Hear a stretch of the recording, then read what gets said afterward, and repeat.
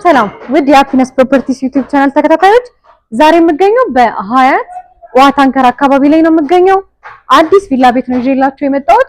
250 ካሬ ላይ ያረፈ አዲስ ቪላ ቤት ነው። በውስጡ 3 መኝታ ቤት፣ 3 መታጠቢያ ቤት፣ በጀርባ 2 ሰርቪስ እና መታጠቢያ ቤት ያለው ኪችን፣ ፈርኒሽድ የሆነ ኦፕን ኪችን ያለውና አንድ ባንድ ውስጡን ገብቼ ላሳያችሁ።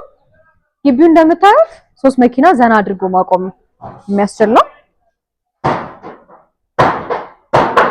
ውስጥ እንግባና አንድ ባንድ ላሳያችሁ። ሳሎኑ እንደምታዩት ፈረስ የሚያስጋልብ ነው።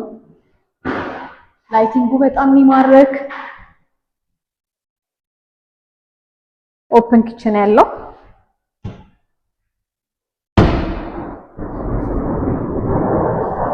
ወደ ማስተር ቤድሩም የሚሄድ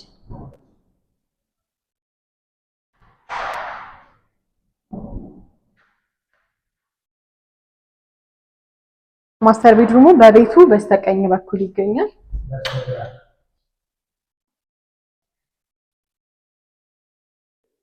ማስተር ቤድሩሙን በጣም ሰፋ ያለ ፈረስ የሚያስጋልብ ነው። እንደምትመለከቱት የራሱ የሆነ የተገጠመለት ክሎዜት ያለው፣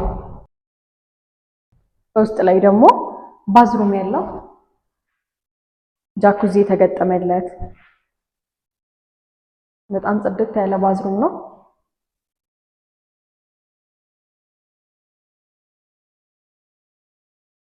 ሁለተኛው እና ሶስተኛው መኝታ ቤቶችን እናመራለን። ሁለተኛው መኝታ ቤት ይሄን ይመስላል። እሱም የራሱ የሆነ የተገጠመለት ክሎዜት አለው። ይሄኛው ለሁለተኛው እና ለሶስተኛው ወይንም ለሳሎኑ የሚሆን ኮመን ባዝሩም አለ።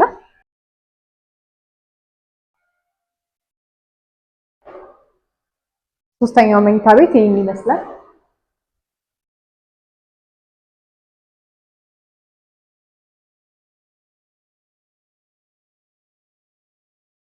ወደ ሰርቪስ ቤቶቹና ትራዲሽናል ኪችኑ እናመራለን። ትራዲሽናል ኪችኑ እንደምትመለከቱት በጣም ሰፋ ያለ ትልቅ ነው።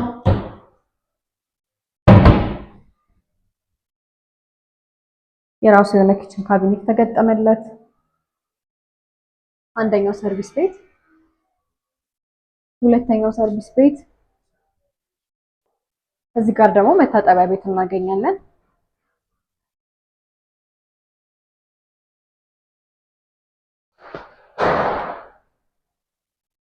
ከላይ 2000 ሊትር የውሃ ታንከር አለ።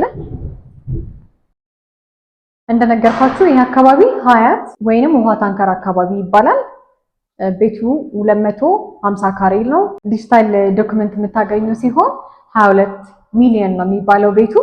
ማግኘት የምትፈልጉኛል ከላይ ባለው ስልክ ቁጥር ይደውሉልን። ሰብስክራይብ ማድረግ እንዳይረሳ፣ ላይክ ማድረግ እንዳይረሳ። አዳዲስ መረጃዎች እንዲደርሳችሁ የደውል ምልክቷን ይጫኑ። እናመሰግናለን።